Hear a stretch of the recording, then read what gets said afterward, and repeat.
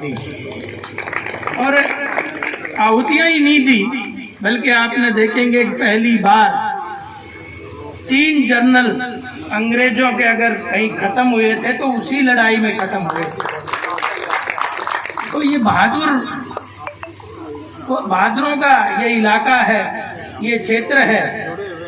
और जंग आज़ादी के पहले जितने भी अवार्ड थे, चाहे वो मिलिट्री क्रॉस था, चाहे जॉर्ज क्रॉस था, चाहे दूसरे अन्य अवार्ड थे, सारे इस इलाके ने प्राप्त करने का अपना खून पसीना बहा के और अपनी ताकत के बल पे प्राप्त किए। और जंग आज़ादी के बाद भी आज़ादी कायम रखने की जितनी चाहे लड़ाइयाँ थी, मैं तो देख रहा था, चाहे वो हाजी पीर की लड़ाई थी, चाहे वो गोवा की लड़ाई थी, चाहे वो कारगिल की लड़ाई थी, चाहे वो चसूल की टाइगर हिल की लड़ाई थी, और चाहे भाई संसद का हमले को रोकने की थी, 26/11 बम्बई हमले को थी, चाहे वो शांति सेना की थी, और चाहे वो पाकिस्तान से युद्ध करते वक्त उसकी लड़ाई थी। परसों ही एक शहीद के नाम से हमने एक स्कूल का शिलान्यास किया, तो वो भी मेघदूत की जो था 93 के आसपास, तो उसमें भी हमारे इलाके के 14 लोगों ने अपने प्राणों की आहुतियां दी। और रजांगला में तो आपने देखा 118 सैनिक हमारे थे जो सिर्फ और सिर्फ इस क्षेत्र के थे, उनमें से 114 लोगों ने अपने प्राणों की आहुतियां मौके पे -35 पे। आप सोच सकते हैं कैसे लड़ाई लड़ी जाती होगी। हमें तो सुन के ही रोंगटे खड़े हो जाते हैं, उसने तो मुकाबला किया है। और आपने देखा उनके 1300 सैनिकों को मौत के घाट उतारने का काम मेरे 118 लोगों ने किया, और उनकी सेना को वापस भेजने का काम किया। उस समय बहुत सारे आक्रमण हुए, लेकिन अब तो आपने देखा होगा डोकलाम का भी, किस तरह से चाइना की सेना आज हिम्मत नहीं करती इधर तक आने की, क्योंकि आदरणीय मोदी जी अब वो चीज नहीं रही जो पहले लोग सोचते थे कि हिंदुस्तान उतना कमजोर है।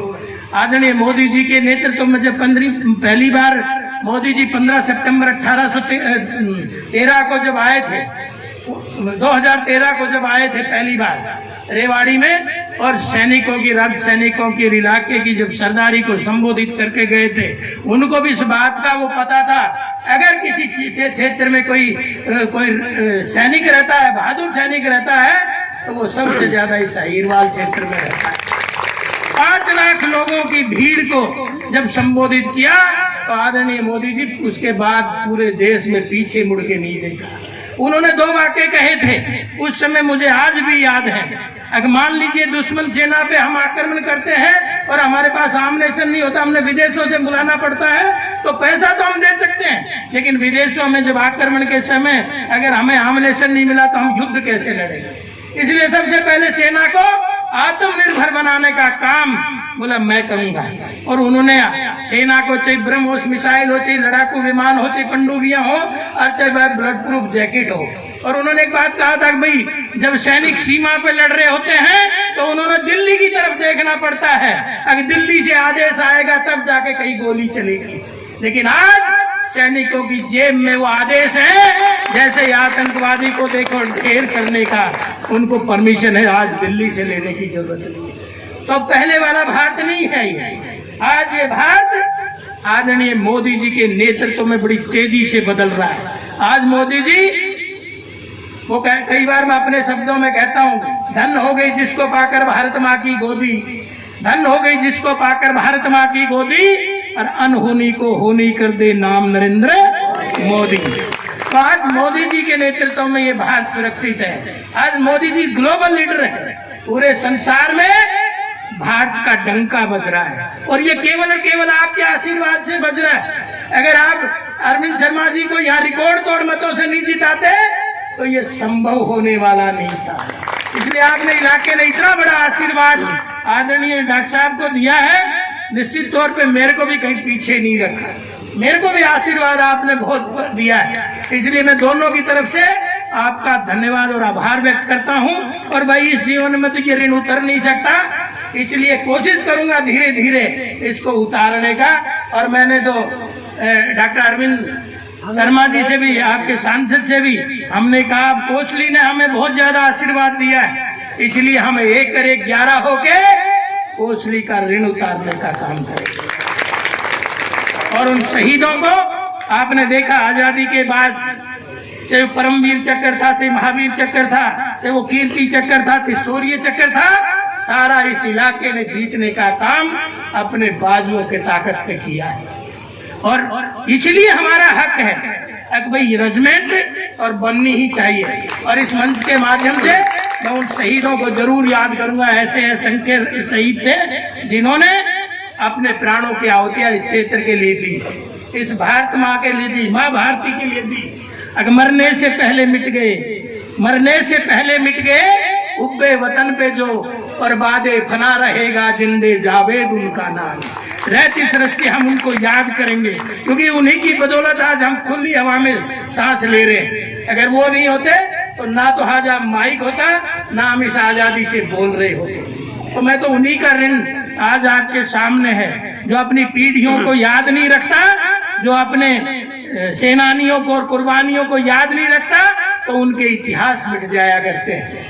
इसलिए आपका भी उतना ही बड़ा फर्ज है और आप निभा भी रहे हैं। और आपने देखा प्रथम विश्व युद्ध में हमारे यहाँ से डॉक्टर साहब 19,300 लोगों ने अपने प्राणों की आहुतियां दी प्रथम विश्व युद्ध में, और द्वितीय विश्व युद्ध में 38,000 लोगों ने सहयोग करा। और सब आपको नेताजी सुभाष चंद्र बोस की सेना में, मेरे पूरे हरिद्वार क्षेत्र में कहीं 35 लोग हैं, कहीं 5 लोग हैं, कहीं 6 लोग हैं। कोई गांव ऐसा नहीं होगा जो आजादी की जंग, आपके में 5 हैं। प्यारेलाल जी बता रहे यहाँ 5 हैं। तो जंगे चाहे वो कोई सी सेना हो, भारत माँ की रक्षार्थी क्षेत्र ने अपना खून बहाने का काम किया है। मैं उनको नतमस्तक करता हूँ। और ये ठीक बात है, अगर राव साहब ने भी इस मांग को 2016 में यादव रेजिमेंट की मांग को उठाया था, और उसके बाद निरंतर इस बात का दौर चालू हुआ है। और आज हमारे डॉक्टर अरविंद शर्मा जी ने भी पार्लियामेंट में, पिछले दिनों आप नाहड़ में आए थे, तो मैंने कहा था इस क्षेत्र की एक ये मांग है, आप जाते, इस बार सेशन चल रहा है, आपने पार्लियामेंट में ये बात को उठाना है। अरे भाई आपने बड़ा ताकतवर एमपी बनाया, जाते ही पार्लियामेंट में धमाका कर दिया। इसलिए आपको भी धन्यवाद मैं करना चाहूंगा। और निरंतर आपकी इस आवाज को बुलंद करते रहेंगे, इसमें कतई दो राय नहीं, क्योंकि आप लोगों का आशीर्वाद इतना बड़ा है। अब बड़ी बड़ी ताकतों के सामने भी झुकने और डरने वाले लोग हम नहीं। इसलिए आज आप सब लोग इस अवसर पे आए। तीसरी मांग और रखी है मेरे सामने, जय जवान जय किसान की बात आई। भाई मुकेश ने कहा है कि जय जवान जय किसान, जवान की भी करेंगे और हम किसान को भी कहीं पीछे नहीं रहने देंगे, क्योंकि एक ही परिवार के दो हैं, एक ही परिवार के एक सिक्के के दो पहलू हैं। ये किसी को नहीं भूलना चाहिए। और उसी बात को लेकर हमने आदरणीय हमारे मुख्यमंत्री जी मनोहर लाल जी के सामने इलाके के 5-6 प्रतिनिधियों को लेके मैं गया और वहां पे अपनी बात को, बाजरे की बात को रखा। लेकिन कई बार हम भी अपना कमजोर हो जाते हैं बातों में, क्योंकि हमें भी कहीं ना कहीं कमी कमजोरी नजर आती है। और कमी कमजोरी क्या नजर आती है, आपको बुरा लगेगा, मैं बताऊंगा। तो पिछली बार मेरे यहाँ 25,000 एकड़ जमीन मेरे मंडी में आती थी, लेकिन 23,700 किसानों ने रजिस्ट्रेशन कराया। और 25,000 एकड़ जमीन अगर हम 10 क्विंटल के हिसाब से भी हिसाब लगाएं तो 2.5 लाख क्विंटल बाजरा होता था कि नहीं, आप तो जाने हो। लेकिन पता मेरी मंडी में कितना बिका? 7.5 लाख क्विंटल बाजरा आपने बेच दिया।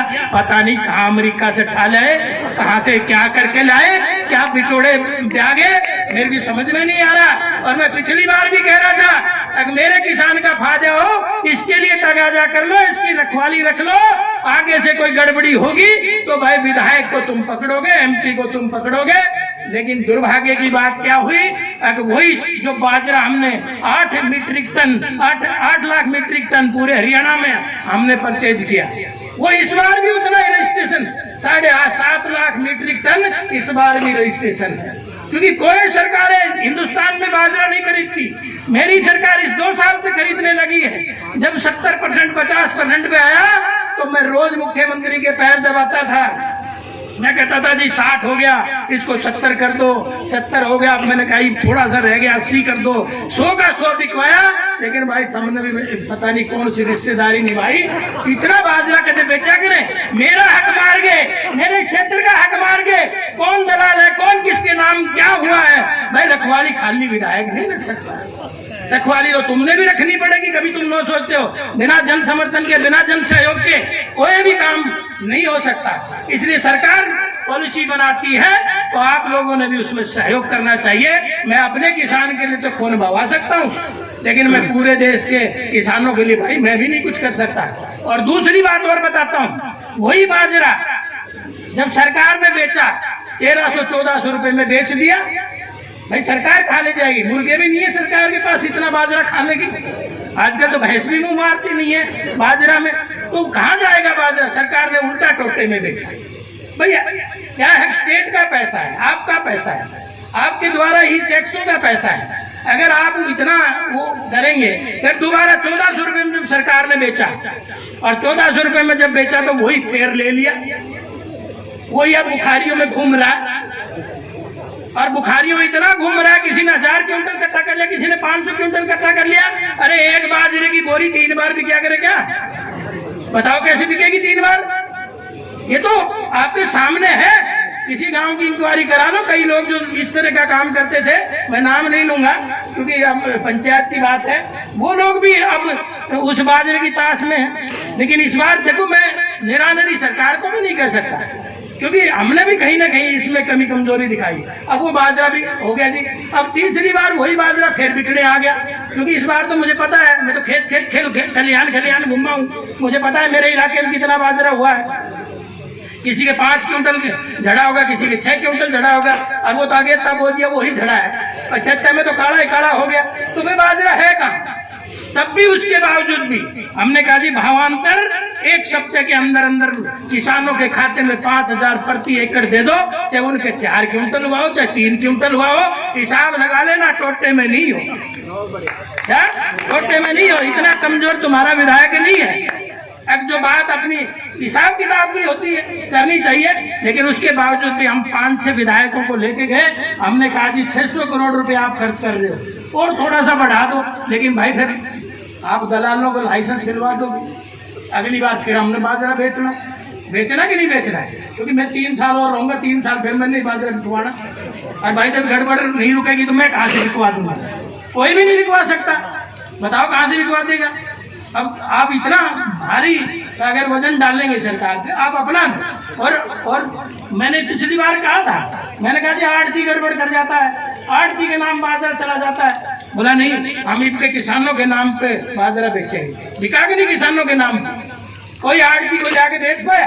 किसी ने किसी के खाते से जरूर बेचा, और उसके खाते में पैसा आया, वो छोटे छोटे लालचों में फंस गया। और छोटे छोटे लालचों में फंसने के बाद भी, और आप इतना भी ना समझे, इसको हम कोशिश करेंगे आगे बढ़ाने की। ऐसा नहीं है कि हमने हार मान ली, लेकिन तुम भी भाई ठीक करो। कभी ये ना हो भाई बोलो तेरे तो फलाना पोतो हो, उन्हें ठहर रोटी पटकी बोली पोतो ले जाओ, तो भाई तुमने हम बना तो दिया, लेकिन तुम नू मत समझो भाई अब वही करे वो सारे काम। भाई आप लोगों की भी जिम्मेवारी है, और आप लोगों की जिम्मेवारी जब हम ईमानदारी से काम कर सकते हैं, क्योंकि आपने दोनों ऐसे नुमाइंदे चुने हैं, ना हमने टाइल बेचनी, ना हमने ईंट बेचनी, ना रोड़ी बेचनी, ना सीमेंट बेचनी, ना बजरी बेचनी, ना किसी सरपंच से कमीशन खाना, ना सरकारी किसी अधिकारी से कमीशन खाना। तो भाई थोड़े थोड़े हम भी ठीक हो जाओ, काम हो जाएगा। तो इसलिए मैं ये बात कहना चाहता हूँ, ये मेरा अंदर का दर्द है जो मैंने आज आपको बताया। कोई पंचायतों में बात बताता नहीं, मीठी मीठी बात करके चले जाते हैं नेता, तो ताकि उसको कहे भाई बहुत अच्छी कह गया, लेकिन मीठी बात नहीं है। ये देखो, डायबिटीज के मरीज को अगर हम बर्फी खिलाते रहेंगे तो उसका थोड़े दिन का ही है, मर जाएगा। डायबिटीज को तो कड़वी दवाई खिलानी पड़ेगी भाई, उसकी लाइफ लंबी करने के लिए। तो इसलिए लाइफ लंबी ये हो, आगे से इस तरह की समस्या ना आए। इसलिए भाई मैं तो आपके आज दोबारा समर्थन भी मांगने आया हूँ। और भाई जो 2 मांग रखी हैं, एक हमारे सांसद महोदय के सामने रखी है, एक मेरे सामने रखी है। तो मैं तो अपनी पूरी करवाऊंगा, सांसद जी भी अपने शब्दों से बोलेंगे। मैं तो इसकी 4 दीवारी जरूर करा दूंगा। सौंदर्यीकरण क्या होता है ये मुझे अभी तक नहीं पता, क्योंकि सौंदर्यीकरण तो भाई पेड़ पौधे लगाओगे क्या, शमशान घाट में पेड़ चाहिए उतने दिलवा दूंगा, लगाना, रखवाली करना और वो चलाना, ठीक है। तो इसका जरूर प्रबंध करेंगे आपकी 4 दीवारी का। यहाँ कोई पंचायत अधिकारी कोई है क्या? हमें साहब जो मेरिट बनाई थी उसका इनाम मिलेगा कि नहीं मिलेगा? हमें वो भी मिलेगा। सब्र रखो, परमात्मा पे भरोसा रखो। परमात्मा पे जो भरोसा रखता है ना उसका कभी कोई नहीं हक मार सकता। तो कोई पंचायत अधिकारी है कोई भी आया हो? चलो मैं बोलता हूँ इसका एस्टीमेट लगवाएंगे और इसको जल्दी कराएंगे, क्योंकि आपको पता है कि 2 साल तो कोरोना पी गया, 700 दिन मेरी सरकार को नहीं हुए, 450 दिन तो कोरोना की भेंट चढ़ गया। लेकिन उसके बावजूद भी मैंने धरा बाजरा भी बिकवाया, भाव भी बढ़वाया, बिजली भी बढ़वाई, मंडियां भी बढ़वाई कि नहीं बढ़वाई, स्कूल कॉलेज भी बढ़वाए, और आपने देखा पंचायतें भी बढ़वाई, और 2 उप सब डिवीजन भी मैंने बनवाए, नाड़ के और बेरली के। तो कोई कहीं कमी, कहीं कसर नहीं आएगी। आपने कमजोर विधायक नहीं चुन रखा, और ना भाई विधायक ने कोई लालच है, क्यों अपने पास खोने को कुछ है ही नहीं जो हम चिंता करें। हम तो लोगों के लिए जिएंगे, लोगों के लिए मरेंगे, और भाई आपका आशीर्वाद इतना हमें दे रखा है, इसलिए हमें छोटी मोटी चीजों से घबराने की जरूरत भी नहीं। इसलिए मैं आपको कहता हूं अगर ये रेजिमेंट की मांग अगले सेशन में फिर से हम जोरदार तरीके से कोई न कोई रास्ता अपना के, कोई न कोई नया रास्ता ढूंढ के और इसको करेंगे, क्योंकि स्टेट गवर्नमेंट के हाथ में कुछ नहीं है, करना तो सेंट्रल गवर्नमेंट ने है। और मैं तो भाई अपने डॉक्टर साहब की बड़ाई करना चाहूंगा कि इन्होंने जहाँ विधान सांसद में उठाने का ये काम किया, वही पिछले दिनों हमारे रक्षा मंत्री से भी आदरणीय सांसद जी मिले, और मैंने पहले भी एक मीटिंग में आपको कहा था, मैंने कहा सांसद जी कई बार मिल चुके हैं, लेकिन इस बार हम ज्ञापन अच्छा सा लिख के देंगे। और उन्होंने टाइम लिया और वो पूरा इतिहास जो हमारे बहादुरी के किस्से और हमारे अवार्ड सारे के सारे उन्होंने रक्षा मंत्री को दिए। और रक्षा मंत्री के ओएसडी से वो तिवारी था, से वो आलीवाल था, तो उन गिरी था, दोनों को ही पढ़ने के लिए दिया। अगर भाई आप इसकी स्टडी करो, इसलिए इनके प्रयास निरंतर जारी है। और भाई 25 साल से हरियाणा एक्सप्रेस चल नहीं रही थी, चल रही थी क्या? रोहतक से खोज के लाए हम, राज्यों की बात ना है, शर्मा जी रोहतक से खोज के लाए क्या, पूरी ताकत लगा के, जब ये हरियाणा एक्सप्रेस चली है आज। तो मैं क्या रोहतक में बोल रहा हूँ, मैं तो कोसली में बोल रहा हूँ। अरे डॉक्टर साहब पहले हमारी रोहतक वालों की तो आप चिंता करो, मैं तो कोसली वाला भी करूँगा। वो पहले हमारी, फिर रोहतक वाले तो वैसे लेते गए थे भाई, ठाटे से जब ले गए एक वक्त हमने नाथ घालते उड़ाना आ गई, जब नाथ घालने की सीख लोगे तो आ जाएगी। और अब तो स्टॉपेज भी उसके, और बल्कि एमपी साहब तो यूं भी कहते हैं कि भाई सीधा हरिद्वार जाने वाली ट्रेन भी मैं जल्दी चलवा दूं, कोसली वालों को जरूरत नहीं पड़ेगी। विधायक जी ना था इलेक्शन में डाल तो दी, हाँ, तो उसका परिणाम मिल रहा है, चिंता ना करो। तो इसलिए सारी बातें आपने जो सम्मान हमें दिया है, और सम्मान भी किस तरह से दिया है, आजकल तो रेडीमेड पगड़ी आती है, वीर जी सिर पे टेक दी, लेकिन पहली बार भाई अजीत ने कमाल कर दिया। अगर उन्होंने ऐसे बांध दिए पगड़ी, इतनी मजबूत और टाइट बांध दिए कि हम भी टाइट ही रहेंगे। और जिस भाव से बांध दिए, हम उस भाव को सदा सजोए रखेंगे, उस भाव को कभी डाउन नहीं होने देंगे, जिस भाव से अपने सिर पे पगड़ी बांधी। इसलिए मैं कहता हूँ कि ये पगड़ी बांधने वाला इसकी कीमत जानता है, लेकिन बंधवाने वाला भी भरी पंचायत में वादा दे के जाता है कि आपकी इस पगड़ी की आन बान और शान तो कभी कम नहीं होने दूंगा, इसका सम्मान बढ़ाने का काम करेंगे। और आज हमारे इस अवसर पे आए हैं, ताड़ी बाजार में क्या पैसा ला के तड़े चौड़ तो बजा लिएगा बताड़ी। और अंत में अपनी बात में कई बार कहता हूँ, साथ साथ चलने का इरादा जब जमा हो जाएगा, साथ साथ चलने का इरादा जब जमा हो जाएगा, आदमी से आदमी का कारवां बन जाएगा। और तू जरा सा किसी के पैर के नीचे रख थोड़ी सी जमीन, तू भी किसी के लिए आसमां बन जाएगा। अगर हवा पानी घुसने की जगह छोड़ दी तो दिक्कत में आ जाएगी। जो हमारे सपने हैं वो यही टीम साकार कर सकती, क्योंकि मुझे भरोसा है मेरी दोनों सरकारों पे, आदरणीय मोदी जी पे भी और आदरणीय मनोहर लाल जी पे भी।